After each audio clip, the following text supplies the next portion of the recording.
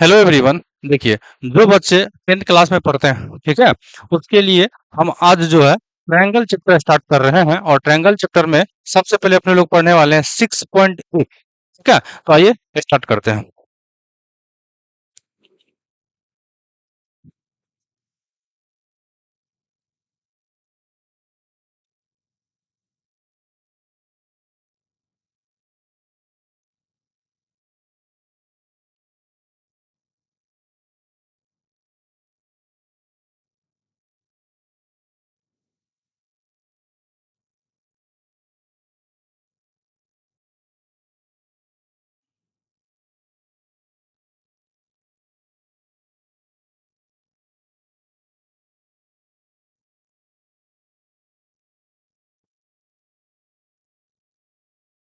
अरे,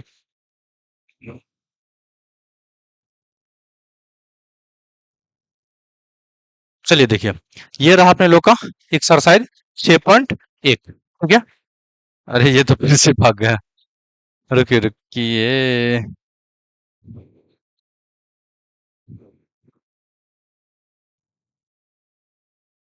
तो ठीक है। आ,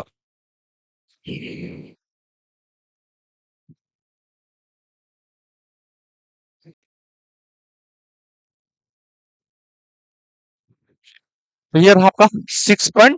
ठीक है, तो आइए इसको स्टार्ट कर लेते हैं। तो देखिए, सबसे पहला सवाल इसमें क्या कर रहा है, पढ़िए।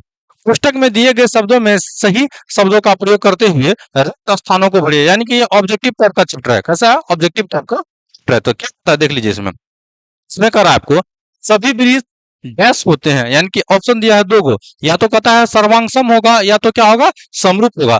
देखिए, सभी वृत्त कह रहा है, तो मान लीजिए हम यहाँ से एगो वृत्त ऐसे बना लेते हैं, एगो वृत्त ऐसे बना लेते हैं। ठीक है, एगो इतना बड़ा बना लेते हैं, एगो इतना बड़ा बना लेते हैं, एगो छोटकन बना लेते हैं, और इससे भी छोटकन बना लेते हैं। आप यहाँ पे देख पाएंगे कि सब वृत्त लगभग लगभग एक जैसा दिख रहा है। कैसा दिख रहा है? एक जैसा दिख रहा है। तो जब भी कोई चीज एक जैसा दिखे, कैसा दिखे, एक जैसा दिखे, तो आप समझ लीजिए वो समरूप होता है। क्या होता है? समरूप होता है। तो यहाँ जो भरा जाएगा, वो क्या भरा जाएगा आपका? समरूप भरा जाएगा। सर्वांगसम नहीं भरा जाएगा। ठीक है, सर्वांगसम इसलिए नहीं भरा जाएगा क्योंकि सर्वांगसम का मतलब होता है एक जैसा रूप तो होना ही चाहिए। इसके बाद इसका माप भी एक जैसा होना चाहिए। क्या होना चाहिए? माप भी एक जैसा होना चाहिए। तो पहला क्वेश्चन का आंसर ये रहा। क्या भरा जाएगा आपका? समरूप भरा जाएगा। चलिए आगे बढ़ लेते हैं।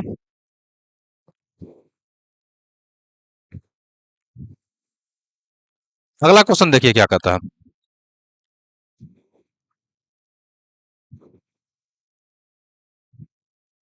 अगला क्वेश्चन कहता है कि सभी वर्ग, क्या पूछ रहा है आपको? सभी वर्ग डैश होते हैं। तो सभी वर्ग, तो वर्ग भी कैसा होगा आपका? समरूप होगा। क्या होगा आपका?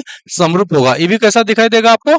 समरूप होगा। क्योंकि वर्ग पूछ रहा है, तो वर्ग का मतलब क्या होता है कि वे चतुर्भुज जिसकी चारों भुजा आपस में क्या हो, बराबर। चारों भुजा तो आपस में बराबर हो ही, और इसके साथ साथ क्या होना चाहिए कि इसका प्रत्येक कोण भी 90 डिग्री होना चाहिए। तो एक छोटा सा वर्ग हम ऐसे मान लीजिए बना लेते हैं। ठीक है, और एक बार बड़ा बना लेते हैं इससे। तो ये रहा आपका वर्ग। तो दिखने में कैसा लग रहा है? एक जैसा लग रहा है। तो एक जैसा लग रहा है, तो ये समरूप होगा। क्या होगा? समरूप होगा। तो इसमें भी क्या भरिएगा? समरूप। तीसरा क्वेश्चन देखिए, सभी डैश त्रिभुज समरूप होते हैं। तो सभी समबाहु त्रिभुज, क्योंकि समबाहु त्रिभुज दिखने में कैसा होगा आपका? एक जैसा होगा। जैसे कि मान लीजिए यहाँ से ये आपका समबाहु त्रिभुज है, 3 सेंटीमीटर 3 सेंटीमीटर 3 सेंटीमीटर। और एक हम बड़ा ले लेते हैं, ये मान लेते हैं 6 6 6। तो एक बात इसमें कॉमन याद रखना है कि इसका भी एंगल 60 होगा, इसका भी एंगल 60 होगा। इसका सभी कोण कितना होता है? 60 डिग्री। कितना डिग्री? 60 डिग्री। तो इसका मतलब आप ये समझ लीजिए कि ये दोनों क्या होगा आपका? समरूप होगा। समरूप का चिन्ह जो है ऐसे होता है आपका। ठीक है, ये समरूप का चिन्ह है। तो ये भी क्या हो जाएगा आपका? समरूप हो जाएगा। कौन सा होगा? समबाहु त्रिभुज। कैसा त्रिभुज? समबाहु त्रिभुज। तो यहां हम भर देंगे क्या? समबाहु त्रिभुज। अब आगे, भुजाओं की समान संख्या वाले दो बहुभुज समरूप होते हैं। क्या कर रहा है? भुजाओं की समान संख्या। समान का मतलब क्या होता है कि अगर तीन होगा तो तीन, भुजा चार होगा तो चार।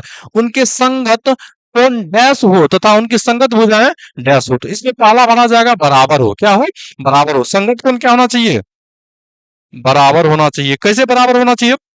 अभी आपको हम यहाँ पे समझाएं कि देखिए दो को जब त्रिभुज का हो समरूप त्रिभुज का प्रत्येक कोण आपस में क्या होगा बराबर, इसका 60 है तो इसका भी 60 है, सब कोण क्या है आपका 60। इसी तरह से वर्ग में आइए तो ये 90 है तो ये भी क्या होगा आपका 90, तो ये भी क्या होगा आपका एंगल बराबर होगा। इसके बाद दूसरा ऑप्शन इसी में कर रहा है कि संगत भुजाएं क्या होना चाहिए, एक ही अनुपात में होना चाहिए। क्या होना चाहिए, एक ही अनुपात का मतलब क्या था, जैसे यहाँ देखिए 3 है इसका एक साइड तो इसका 6 है, तो 3/6 का मतलब कट के कितना निकलेगा 1/2। इसी तरह से ये 3/6 लीजिएगा, 3/6 लीजिएगा तो ये भी कट के कितना बनेगा 1/2। फिर यहाँ 3 है यहाँ 6 है तो 3/6 को काट के निकालिएगा तो कितना बनेगा 1/2। इसी को बोलते हैं समान अनुपात। क्या बोलते हैं समान, मतलब वे अनुपात जो आपस में बराबर हो, आपस में क्या हो बराबर हो तो समानुपाती भरा जाएगा। तो यहाँ पे क्या भरिएगा आप, समानुपाती भरा जाएगा। क्या भरा जाएगा आपका, समानुपाती हो जाएगा। ठीक है, तो 4 नंबर तक क्वेश्चन आपको आ गया समझ में। अब चलते हैं दूसरा क्वेश्चन पे। क्या कहता है, निम्नलिखित युग्मों के दो भिन्न भिन्न उदाहरण दीजिए। क्या करा, दो भिन्न भिन्न उदाहरण दीजिए। तो क्या सब करा देखिए, आइए 2 नंबर का क्वेश्चन हम आपको समझा देते हैं। समरूप आकृति, कैसा आकृति, समरूप आकृति, यानी 2 नंबर के लिए हम यहाँ पे कहते हैं समरूप आकृति के लिए तो आप दो सर्कल बना दीजिए, सबसे बेटर रहेगा, ये आपका समरूप हो जाएगा। या नहीं तो आप दो वर्ग बना लीजिए। क्या बना लीजिए, वर्ग बना लीजिए दो गो, एगो छोटा वाला बना लीजिए, एगो बड़ा वाला बना लीजिए, इस तरह से। ठीक है, तो ये दोनों का दोनों दोनों में से आप जो फिगर बना लीजिए, पहला ऑप्शन के लिए समरूप आकृति के लिए कर रहा है। ठीक है, या तो दो गो सर्कल बना लीजिए या तो दो गो वर्ग बना लीजिए। अब दूसरा क्वेश्चन देखिए क्या कहता है, ऐसी आकृतियां जो समरूप नहीं हो, जो क्या हो समरूप नहीं हो। तो ये तो था 2 का 1 नंबर, ये 2 का 1 नंबर था, ये दोनों में से कोई फिगर आप बना लीजिएगा। अब 2 नंबर के लिए कहता है समरूप होने न करे, तो समरूप नहीं होगा तो एगो सर्कल बना लीजिए, एगो सर्कल बना लीजिए, एगो क्या कर लीजिए आप चतुर्भुज या वर्ग जो भी आप कहिए बना लीजिए। तो देखिए दोनों एक जैसा दिख रहा है क्या, नहीं दिख रहा है, तो इसके लिए ये ऑप्शन होगा। ठीक है, या तो आप एगो वृत्त एगो क्या बना सकते हैं वर्ग बना सकते हैं, या नहीं तो आप एगो त्रिभुज बना लीजिए, एगो चतुर्भुज बना लीजिए, ये भी समरूप नहीं है। क्या नहीं है, समरूप नहीं है। तो समरूप नहीं है तो ये कटिंग का चिन्ह होगा। ठीक है, ये समरूप नहीं है आपका, क्लियर है बात। अब आते हैं 3 नंबर के क्वेश्चन में। क्या कहता है कि बताइए कि निम्नलिखित चतुर्भुज समरूप है या नहीं, मतलब एक जैसा है कि नहीं। समरूप का मतलब क्या होता है, एक जैसा दिखना। तो क्या ये दोनों चतुर्भुज एक जैसा दिख रहा है, नहीं दिख रहा है। एक जैसा दिख रहा है, नहीं दिख रहा है, तो इसका मतलब ये समरूप नहीं है। ऑप्शन क्या होगा, नहीं। आंसर क्या होगा इसका, नहीं। चलिए 6.1 का केवल 3 सवाल था। ठीक है, तो ये ऑब्जेक्टिव टाइप था। यहां तक आपको आ गया समझ में, यहां तक आपको आ गया समझ में। करते हैं अपने लोग आगे, 6.2 स्टार्ट करते हैं। ठीक है, तो 6.2 में चलिए देखिए, 6.2 पढ़ने के लिए आपको दो गो थ्योरम पढ़ना पड़ेगा। कितना थ्योरम पढ़ना पड़ेगा, दो थ्योरम पढ़ना पड़ेगा। एगो पढ़ना पड़ेगा थेल्स और थेल्स का विलोम, तो हम इसका वीडियो बना के अपलोड कर दिए हैं, पहले आप उसको पढ़ लीजिएगा। थ्योरम 6.1 और 6.2 को पढ़ लीजिएगा। ठीक है बाबू, तब आपको जाके ये 6.2 आपको समझ में आएगा। ठीक है ना, तभी जाके आपको ये चैप्टर समझ में आएगा, अन्यथा दिक्कत होगा समझने में। ठीक है बाबू, हम एक बार इसको एक्सप्लेन कर देते हैं थ्योरम को। किसको एक्सप्लेन कर देते हैं, थ्योरम को एक्सप्लेन कर देते हैं। क्या एक्सप्लेन कर देते हैं, तो आइए देखिए। सबसे पहले हम आपको पहला थ्योरम के बारे में समझाते हैं थोड़ा सा। क्या कि देखिए, हेल्स परिमेय के बारे में हम आपको बताए होंगे पिछली वीडियो में कि अगर ये होगा ए बी सी, अगर इसको कोई रेखा इस तरह से काटे, ठीक है, और इसका नाम क्या हो डी और ई, तो हम आपको समझाए थे कि जब दो रेखा आपस में समांतर हो किसी त्रिभुज में तो ये भुजा एक ही अनुपात में होता है, यानी कि क्या होगा ए डी बटे डी बी बराबर ए ई बटे ई सी। इसका दो प्रॉपर्टी और हम बताए थे, एगो छोटका बटे बड़का भी बताए थे। ऐसे ए डी बटे ए बी भी हो सकता है, और ए ई बटे क्या हो सकता है आपका ए ई बटे ए सी भी हो सकता है। ठीक है, ये प्रॉपर्टी हम आपको पिछले वीडियो में समझा दिए हैं, आप देख लीजिएगा थेल्स बनी में जाकर के। ठीक है, तो यहाँ देखिए आगे इसमें और अनुपात हो सकता है, एगो नीचे का छोटका बटे बड़का का छोटका हो सकता है। ये तो था पहला प्रॉपर्टी के लिए। दूसरा थ्योरम जब हम आपको बताए थे थेल्स का, क्या बताए थे, विलोम बताए होंगे पिछली वीडियो में, आप देख लीजिएगा पिछला वीडियो हम अपलोड कर दिए हैं। थेल्स और थेल्स की विलोम अलग अलग अपलोड कर दिए हैं। तो इसको कैसे आप इसमें क्या बताए थे, इसमें ये बताए थे कि भुजा एक ही अनुपात में, भुजा क्या हो जैसे कि ए बी सी डी और ई एक ही अनुपात में हो, तो ये डीई जो है, ये डीई जो है ए बी सी, यहां समझा देते हैं हम। ये है ए बी सी डी और ई एक ही अनुपात में हो, तो डी जो है वो पैरेलल किसका होगा, बीसी का होगा। किसका पैरेलल होगा? बीसी का होगा। तो आइए अब चित्र बनाते हैं, अगर आपको यहाँ तक बात आ गया समझ में तो। पहला चैप्टर देखिए क्या कर रहा है। पहला क्वेश्चन कर रहा है कि चित्र एक और दो में डीई पैरेलल बीसी का है। डीई खोजिए, ये डीई है और ये क्या है आपका? बीसी। इसका ये पैरेलल है, तो आपको कह रहा है कि ईसी निकालने के लिए और एडी। तो इसमें पूछ रहा है ही भुजा ईसी, और इसमें क्या पूछ रहा है आपको? एडी निकालने के लिए। तो यहाँ पे ये दो पॉइंट आपको करा निकाल के बता दीजिए। तो आइए इसमें थेल्स में अप्लाई करते हैं, ठीक है। तो देखिए थेल्स में क्या कहता है कि जब भी ये वाला लाइन और ये वाला लाइन आपस में क्या हो? समांतर हो। क्या हो? समांतर हो तो भुजा क्या होगा? एक ही अनुपात में होगा। तो भुजा अगर एक ही अनुपात में होगा तो हम यहां से इसे लिख सकते हैं क्या? एडी बटे डीबी बराबर एई बटे क्या लिख सकते हैं? ईसी लिख सकते हैं। तो बताइए एडी का मान कितना दिया है आपको? 1.5, तो लगा दीजिए 1.5। डीबी का मान कितना दिया है? 3, तो 3 लगा दीजिए। एई का मान देखिए कितना दिया हुआ है, और इसी का मान कर रहा है निकालने के लिए, तो इसी के जगह पे हम इसी ही लगा देते हैं। ये बताइए क्या 1.5 से 3 कटेगा? हाँ, 1.5 दूना कितना होता है आपका? 3। 1.5 दूना कितना होता है? 3 होता है, तो हम काट दिए। यहाँ से इसी को अगर 1 से गुना कीजिएगा तो क्या बनेगा? इसी। और 2 को 1 से गुना कीजिएगा तो क्या बनेगा? 2। तो इसका आंसर कितना आ गया? 2। यानी कि यहाँ क्या भर देंगे हम? 2। यही इसका उत्तर हो गया। दूसरा क्वेश्चन में आइए, इसमें भी यही कंडीशन होगा। एडी बटे एडी बटे क्या लगा दें हम आपका? डीबी बराबर यही बटे क्या हो जाएगा आपका? इसी हो जाएगा। ठीक है, वो पहला क्वेश्चन था, ये दूसरा क्वेश्चन है। तो अब एडी के जगह पे यहाँ पे तो एडी निकालना ही है, तो एडी ही रहने दीजिए। डीबी के जगह पे वैल्यू क्या लगा दीजिएगा? 7.2। क्या लगा देना है? 7.2, तो 7.2 लगा दीजिए। यही के जगह पे क्या लगा दीजिएगा? 1.8, तो 1.8 लगा देते हैं। ठीक है, इसके बाद दूसरा देखिए, इसके इसी के जगह पे क्या लगा दीजिएगा? 5.4, तो 5 हम क्या लगा दिए? 4। यहाँ तक चीज क्लियर है? यहाँ तक अगर चीज क्लियर है तो आप ये समझिए कि क्या हम 18 से 54 को काट सकते हैं। देखिए डेसिमल यहाँ भी 1 डिजिट के बाद है, यहाँ भी 1 डिजिट के बाद है, तो डेसिमल डेसिमल को हम क्या कर दिए? कैंसिल कर दिए। तो जब भी आप 18 से काटिएगा तो 18 का 18, 18 तिया कितना होता है? 54। तो 3 से कैंसिल कर दिए। अब आप 3 से भी इसको काट सकते हैं, तो 3 3 से इसको उड़ा लीजिए। 3 का 3, 24 तिया कितना होता है? 72। 24 तिया कितना होता है? 72। लेकिन डेसिमल 1 डिजिट के बाद है, तो 1 डिजिट के बाद हम क्या लगा दिए? डेसिमल लगा दिए। अब एडी को 1 से गुना कीजिएगा तो क्या बनेगा? एडी। और 2.4 को 1 से गुना कीजिएगा तो क्या बनेगा? 2.4। तो 2 नंबर का जो आंसर आया है वो क्या आया है? 2.4। तो यहाँ हम फिल क्या कर देंगे? सॉरी, यहाँ क्या फिल कर देंगे? 2.4। क्या फिल कर देंगे? 2.4। तो यहाँ भरा जाएगा 2.4। ठीक है बाबू, और इसका उत्तर क्या निकला था? 2 निकला था। तो यहाँ तक चीजें आ गया आपको समझ में। चलिए नेक्स्ट क्वेश्चन पे आइए, नेक्स्ट क्वेश्चन पे चलते हैं। नेक्स्ट क्वेश्चन देखिए क्या कर रहा है अगला, 2 नंबर का। ठीक है, तो 2 नंबर में 3 गो क्वेश्चन दिया हुआ है। कितना क्वेश्चन दिया हुआ है? 3 गो क्वेश्चन दिया है, और इसमें कह क्या रहा है समझिए बात को। इसमें कह रहा है कि किसी त्रिभुज पी क्यू आर की भुजाएं पी क्यू और पी आर पर क्रमशः बिंदु ई और एफ स्थित है। निम्नलिखित में से प्रत्येक स्थिति के लिए बताइए कि क्या ई एफ पैरेलल क्या होना चाहिए? क्यू आर होना चाहिए। ठीक है, तो इसके लिए ये कंडीशन आपको दिया हुआ है, ठीक ना। तो इसके लिए देखिए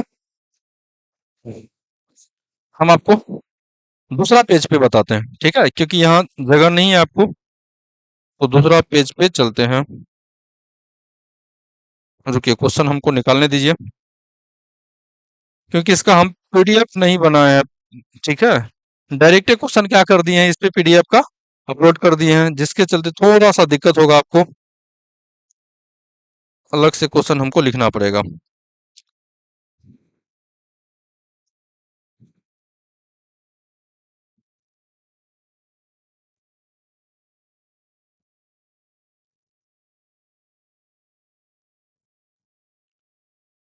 चलिए आप बुक निकाल के इसको क्वेश्चन को पढ़ लीजिएगा, हम एक बार समझा देते हैं आपको। ठीक है, क्या कहता है देखिए कि त्रिभुज पी क्यू आर की भुजा, अच्छा क्वेश्चन पढ़ देते हैं, फिर से एक बार पढ़ देते हैं। त्रिभुज पी क्यू आर की भुजा पी क्यू और पी आर पर क्रमशः बिंदु ई और एफ स्थित है। निम्नलिखित में से प्रत्येक स्थिति के लिए बताइए कि किस सिचुएशन में आपको कह रहा है, क्या कह रहा है, किस सिचुएशन में ई क्यू जो है समांतर किसका होना चाहिए? क्यू आर का। किसका होना चाहिए? क्यू आर का होना चाहिए। ठीक है, तो अब देखिए हम आगे इसको बताते हैं। तो 6.2 होगा आप ना, 6.2 होगा। 6.2 का दो का दो नंबर ना, दो नंबर क्या कहता है, देखिए त्रिभुज पी क्यू आर की बुझा, तो त्रिभुज पी क्यू आर हम बना देते हैं को, देखिए पी क्यू आर, ठीक है।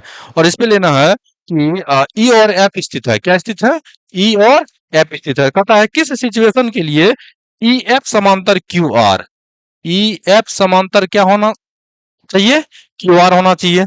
ई एफ समांतर किसका होना चाहिए, क्यू आर का होना चाहिए। ये तभी होगा जब पीई बटे ई क्यू पी एफ होगा तो एफ। हम एक बार कंडीशन लिख देते, किस किस कंडीशन में ये हो सकता है, या तो होना चाहिए पीई बटे पी क्यू बराबर पी एफ बटे एफ आर।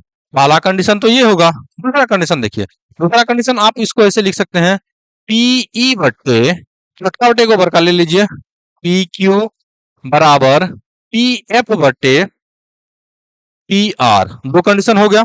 तीसरा कंडीशन समझिए, तीसरा कंडीशन होगा आपका क्या, ई क्यू बटे पी क्यू बराबर एफ आर बटे पी आर। एफ आर बटे क्या करना है आपको, पी आर करना है, ठीक है। इतना आपको क्या करना है, ये कंडीशन में से जो भी कंडीशन अप्लाई हो जाएगा उस सिचुएशन में एफ जो है पैरेलल किसका हो जाएगा, क्यू आर का हो जाएगा। चलिए आइए इस पे हम तो सवाल पे दो का एक नंबर सवाल पे देखिए दिया क्या सब है, आप बुक उल्टा के देख लीजिएगा।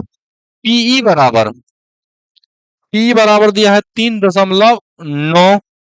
दूसरा इसमें इक्यू बराबर दिया है 3 सेंटीमीटर, ठीक है। इसके बाद पी एफ बराबर दिया है आपका 3.6 सेंटीमीटर। और लास्टली एफ आर बराबर जो दिया हुआ है वो दिया है 2.4। कितना दिया है, 2.4 दिया हुआ है। तो आइए इसको कर लेते हैं। देखिए इसमें दिया है पीई ई क्यू, तो हम इसमें एक बार लिख लेते हैं क्या, पीई बटे ई क्यू। तो पी का मान देखिए कितना है, 3.9। इक्यू का मान कितना है, 3। तो 3 लगा दिए, क्या कटेगा, हाँ कटेगा। 13 तिया 39 होता है तो 13 तिया 39, तो 1.3 आ जाएगा। इसके बाद दूसरा देखिए पी एफ,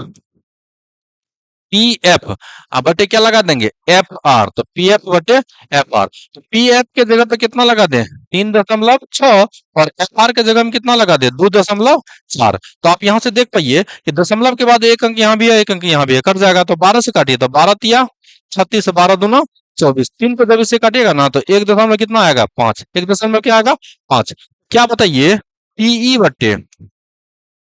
बटे ई क्यू बराबर पीएफ बटे एफ आर आपको दिख रहा है नहीं, क्योंकि इसका मान आया है 1.3 और इसका मान क्या आया है आपको 1.5। ये 1.5 है।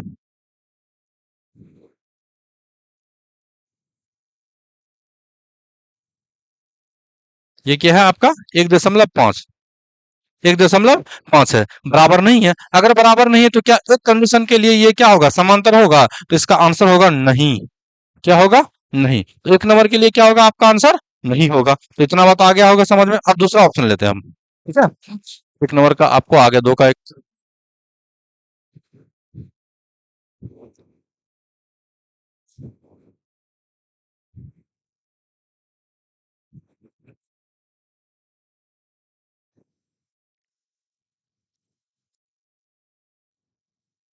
दूसरा ऑप्शन देखिए इसका क्या दिया हुआ है, पीई बराबर 4 सेंटीमीटर, 4 सेंटीमीटर। क्यूई बराबर 4.5 सेंटीमीटर। पी एफ बराबर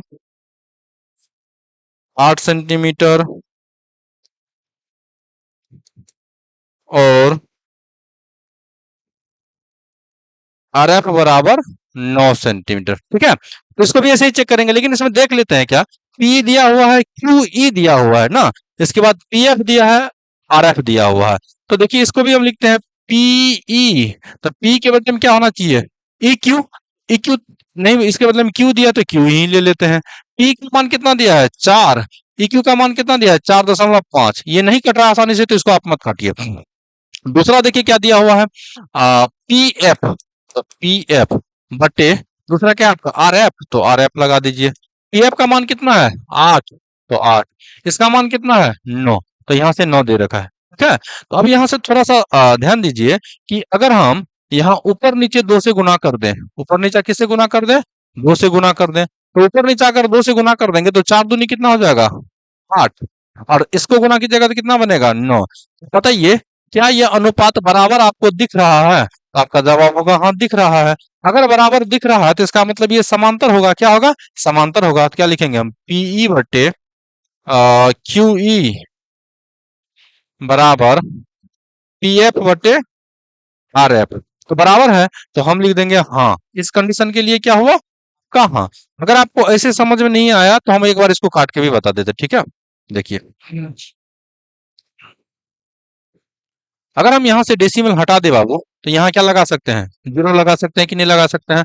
तो देखिए, पांच यहाँ अब क्या होगा? 40/45। 5 से काट लीजिए तो 5 नंबर 45 है, 5 अठे 40, क्या हो गया? 8/9। क्या बराबर हो गया कि नहीं हो गया? इसका मतलब दूसरा कंडीशन के लिए जो है ई एफ समांतर होगा किसका? क्यू आर का। तो इसमें उत्तर क्या हो सकता है? हाँ, चलिए, ये भी क्वेश्चन आपको समझ में आ गया होगा। अब चलते हैं इसका तीसरा क्वेश्चन पे। ठीक है, ये तो आपको पहले भी लिखा दिया है, तो इसको हम एक बार मिटा देते हैं। अब इसका तीसरा क्वेश्चन देख लीजिए। तीसरा क्वेश्चन में देखिए क्या दिया हुआ है। पी क्यू बराबर 1.28 सेंटीमीटर, पी आर बराबर 2.5 सेंटीमीटर, पी ई बराबर 0.18 सेंटीमीटर, और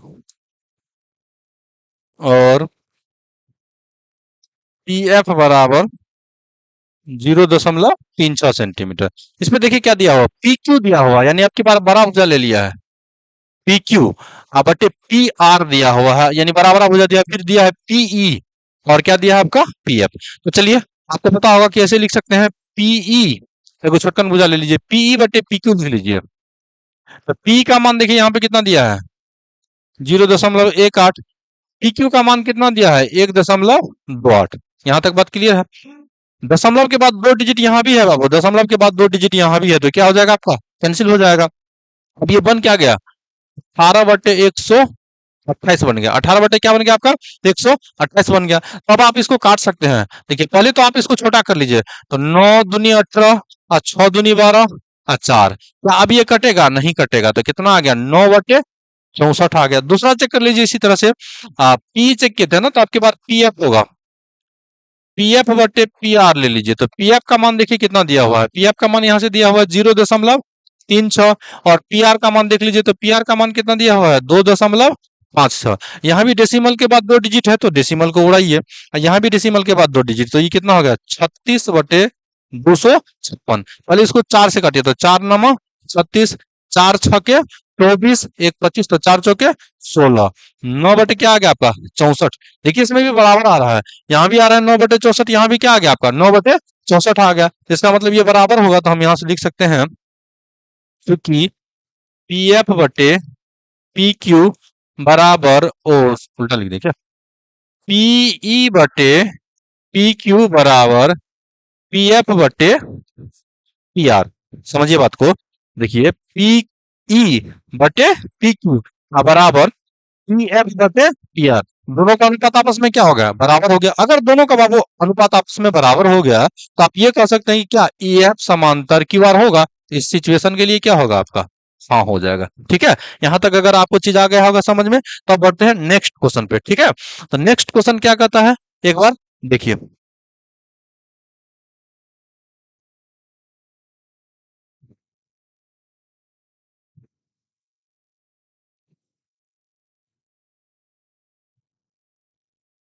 तीसरा क्वेश्चन पे आते हैं। देखिए, तीसरा क्वेश्चन क्या कर रहा है?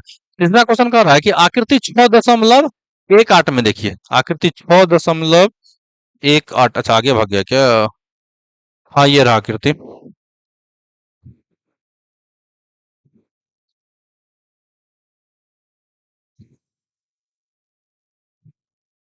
ये रहा आपका डायग्राम। ठीक है, पतला चल रहा है क्या? तो आकृति 6.1 आपको यहाँ पे दिख रहा होगा। तो 6.8 में क्या कर रहा है क्वेश्चन, हम यहाँ से पढ़ लीजिए। आकृति 6.1 में यदि एल एम समांतर सीबी, खोजिए एल एम, तो एल एम ये रहा, एल एम समांतर क्या है आपका, सीबी का है। दूसरा दिया हुआ है एल एन समांतर सी डी, एल एन समांतर क्या कर रहा है आपका, सी डी। तो कहता है सिद्ध कीजिए, क्या कीजिए, सिद्ध कीजिए कि ए एम बटे ए बी, क्या पूछ रहा है आपका, ए एम बटे ए बी बराबर ए एन बटे ए डी। तो आइए इस सवाल को सोल्व करते हैं दूसरा पेज पे। देखिए इस तरह से एक, क्या था,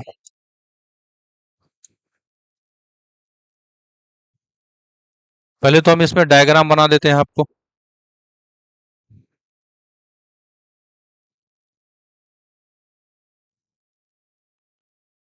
अं,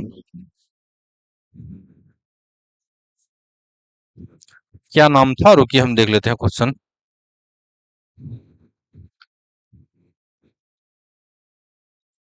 ए बी सी डी, इसका नाम है एन, ये है आपका एल, और ये क्या है आपका एम, ठीक है। तो इस पे दिया क्या है, L M, L M parallel दिया है सीबी का, सीबी का, और आपको कह रहा है L N, L N parallel किसका दिया है, सीडी का। तो साबित करने के लिए अपने लोग को क्या पूछ रहा है, ए एम बटे ए बी बराबर ए एन बटे ए डी, बराबर ए एन बटे क्या कर रहा है, ए डी। ये चीज आपको साबित करने के लिए कर रहा है, ठीक है। ए एम बटे ए बी बराबर ए एन बटे क्या कर रहा है आपको, ए डी कर रहा है। तो आइए देखिए इसको कैसे प्रूव करते हैं। तो सबसे पहले आप चलिए इस वाले ट्रायंगल पे, किस वाले ट्रायंगल पे, हम मार्क्स कर देते हैं, ठीक है। इस वाले ट्रायंगल पे, इस वाले ट्रायंगल पे देखिए, इस वाले ट्रायंगल में क्या कहता है कि एम एल जो है वो सीबी का पैरेलल है, किसका पैरेलल है, सीबी का पैरेलल है। तो सीबी का अगर ये पैरेलल है, क्वेश्चन नंबर 3 होगा ना, हाँ क्वेश्चन नंबर 3 होगा। तो यहां से लिखना है आपको सॉल्यूशन, और लिखना है सबसे पहले त्रिभुज किसमें, ए बी सी में, किसमें चलिएगा, ए बी सी में। ए बी सी में देखिए एम एल जो है, एम एल किसका पैरेलल है, बीसी का, किसका पैरेलल है, बीसी का। तो हम यहां से क्या लिखेंगे, एम एल पैरेलल किसका, बीसी का। ये आपके बुक में ही दिया हुआ है कि एम एल पैरेलल किसका होगा, बीसी का, या सीबी पैरेलल किसका होगा, एल एम का, जो भी दिया हो ये उल्टा दिया था, ठीक है। तो अगर पैरेलल हो तो भुजा क्या होगा, एक ही अनुपात में। थेल्सबरी में क्या कहता है कि अगर अगर ये भुजा इसका क्या हो, समांतर हो, तो भुजा का अनुपात क्या होगा, एक ही अनुपात में होगा। तो हम यहां से लिख सकते हैं ए एम, देखिए ए एम, प्रूव भी करना है ए एम, आप बटे पूरा भुजा ले सकते हैं क्या, ए बी, क्या ले सकते हैं, ए बी। तो यहां से लगा देंगे क्या हम, आपका ए बी। दूसरा बात समझिए कि अगर हम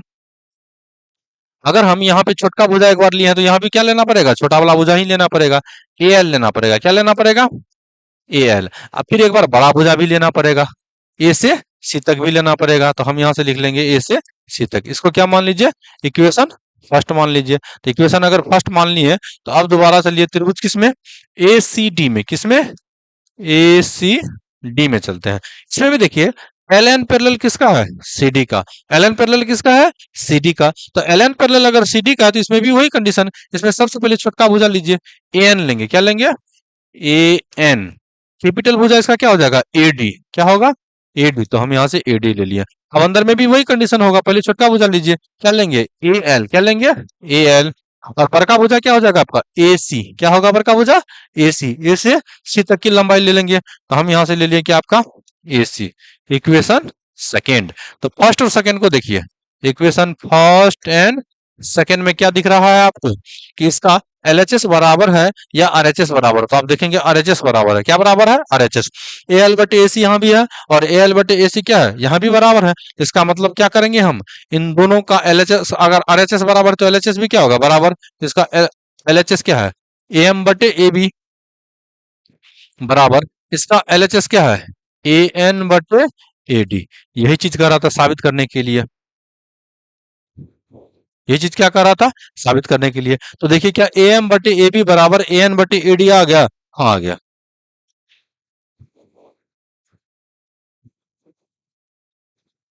यहां तक बात आ गया होगा आपको समझ में। तो चलिए अब चलते हैं नेक्स्ट सवाल पे, ठीक है। देखिए 3 नंबर का सवाल बता दिया आपको हम।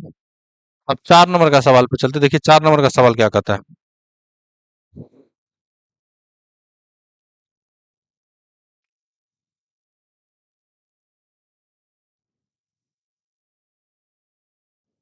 4 नंबर का सवाल देखिए कहता है आकृति 6.19 पे। तो ये रहा आपका 6.19।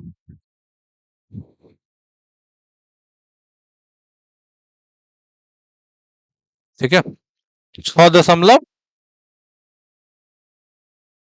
आपका ये रहा। इस पे क्या कहता है बाबू, देखिए कि डीई पैरेलल है एसी का, तो ढूंढिए डीई। तो ये रहा आपका डीई पैरेलल किसका है, एसी का। ठीक है, किसका पैरेलल है आपका, एसी का। फिर कहता है डीएफ, दूसरा कलर से हम दिखा देते हैं, डीएफ। डीएफ, तो ये रहा आपका डीएफ।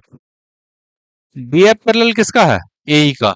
डीएफ पैरेलल किसका है, एई का। प्रूव करने के लिए कहता है कि बी एफ बटे एफ ई बराबर बीई बटे क्या कर रहा है आपको, इसी प्रूव करने के लिए। तो आइए, अगर क्वेश्चन आप पढ़ लिए हैं या नहीं तो आप बुक उल्टा के पढ़ लीजिए, आपको तो आसान बुक उल्टा के ही होगा। तो आइए इस क्वेश्चन को आगे हम बताते हैं। एक बार हम इसका डायग्राम बना देते हैं पहले। 3 नंबर का था ना।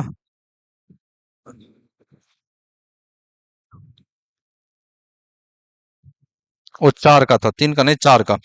6.1 तो इस पे डायग्राम आपका कुछ इस तरह से बना हुआ है। इसका नाम है ए बी सी। इसको यहां से मिला दीजिए और एक लाइन यहां से मिला दीजिए। इसका नाम हो गया आपका डी एफ और ई।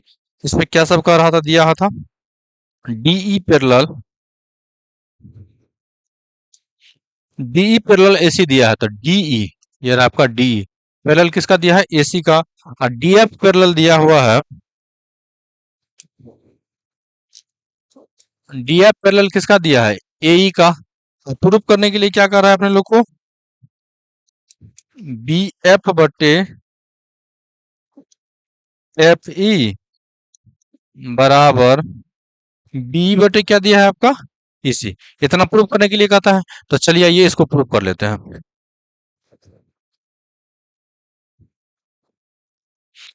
तो देखिए सबसे पहले इसमें लाना है कि अपने लोग को बी एफ बटे एफ। तो ढूंढिए बी एफ बटे क्या लाना है आपको, एफ ई न लाना है यहाँ पे। यानी कि अपने लोग को सबसे पहले किस ट्रायंगल पे चलना है, हम एक बार मार्क कर देते हैं।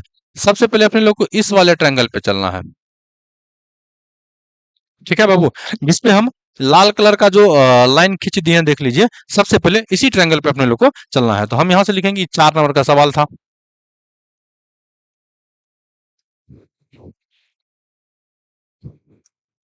लिखेंगे सॉल्यूशन और लिखेंगे ट्रायंगल एबीई में। किसमें चलेंगे, एबीई में। तो एबीई में आप देख लीजिए कि डीएफ जो है वो पैरेलल किसका दिया हुआ है, एई का। डीएफ पैरेलल किसका दिया है, एई का। फिलहाल आप समझ लीजिए कि ई लाइन नहीं है। इस लाइन को हम फिलहाल क्या कर देते हैं, गायब कर देते हैं। ठीक है, और इसको मान लीजिए ये इसका जो पैरेलल है ये वाला साइड पैरेलल है। तो अब देख लीजिए कि ए बी ई में, किसमें, ए बी ई में इसको भी गायब कर देते हैं। ठीक है, ताकि आपको समझने में आसानी हो। ए बी ई बचा, क्या बचा, ए बी ई में डीएफ जो है वो पैरेलल किसका है, एई का। तो जब ऐसा होता है तो थेल्स परी में कहता है कि भुजा एक ही अनुपात में। तो इसका सबसे पहले एक भुजा ले लेते हैं बी एफ। बी एफ बटे क्या हो जाएगा आपका, एफ ई। क्या हो जाएगा, एफ ई बराबर। इसके बाद उस साइड वाला भुजा का नाम क्या हो जाएगा आपका, देखिए बी डी बटे क्या हो जाएगा, बी डी बटे क्या हो जाएगा आपका, डी ए। इसको क्या मान लीजिए, इक्वेशन फर्स्ट। अब जैसे जैसे भुजा था ऐसे ऐसे आप मिला दीजिए। एगो भुजा यहाँ था और एगो भुजा यहाँ था।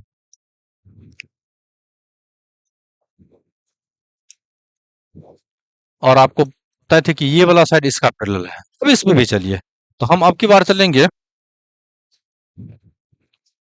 ट्रायंगल ए बी सी में। किसमें चलेंगे, ए बी सी में चलेंगे। तो ए बी सी में अगर चलेंगे तो अब की बार समझ लीजिए आप ये भुजा नहीं है। फिलहाल हम आपको समझाने के लिए बता रहे हैं।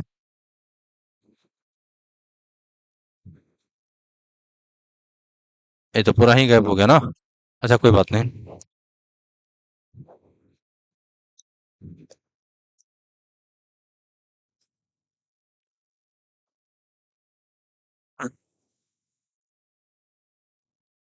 ठीक है, इस भुजा का काम नहीं है ना,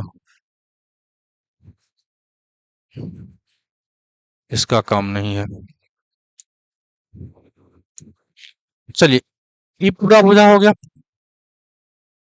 तो देखिए, ये इसका पैरेलल है और ये इसका पैरेलल है। किस वाले ट्रायंगल में चल रहे हैं? ए बी सी में। किसमें चल रहे हैं? ए बी सी में, पूरे में। तो डी पैरेलल किसका है? एसी का। डी किसका पैरेलल है? एसी का। डी पैरेलल किसका है? एसी का। तो इसमें भी आप थेल्स परी में लगा दीजिए। तो क्या लाना है अपने लोग को? बीई बटे ना, इधर क्या लाना है आपको? बीई। यहां से देखिए, बीई लाना है। बीई अब बटे लाना है आपको ईसी। तो हम यहां से लिखेंगे बीई। बीई अब बटे क्या लाएंगे? ईसी। ठीक है, बी बटे क्या हो गया आपका? एसी। तो इधर भी देखिए, बीडी बटे क्या लिखेंगे? बीडी बटे डी ए। बीडी बटे क्या लिखेंगे आपका? D A. इक्वेशन क्या हो गया आपका? सेकेंड हो गया। क्या हो गया? सेकेंड। तो इक्वेशन फर्स्ट और सेकेंड से देखिए, इक्वेशन फर्स्ट एंड सेकेंड से। तो इक्वेशन फर्स्ट एंड सेकेंड से आपको क्या दिख रहा है? यहां से देख लीजिए, इसका एलएचएस बराबर है या आरएचएस? तो इसका आरएचएस बराबर है बीडी बटे डी ए। अब बराबर क्या होगा? बीडी बटे डी ए। तो आरएचएस बराबर है, तो एलएचएस भी क्या हो जाएगा? इसका बराबर हो जाएगा। तो यहाँ पे क्या दे दें हम? बीएफ बटे एफ ई बराबर बीई बटे क्या आपका? ईसी। बी बटे क्या हो गया आपका? ईसी हो गया। यही चीज इसमें प्रूव करना था। ठीक है, आ गया समझ में? ठीक है, तो आज का क्लास यहीं तक रहने देते हैं। नेक्स्ट वीडियो में हम आपको इससे आगे सवाल बता देंगे।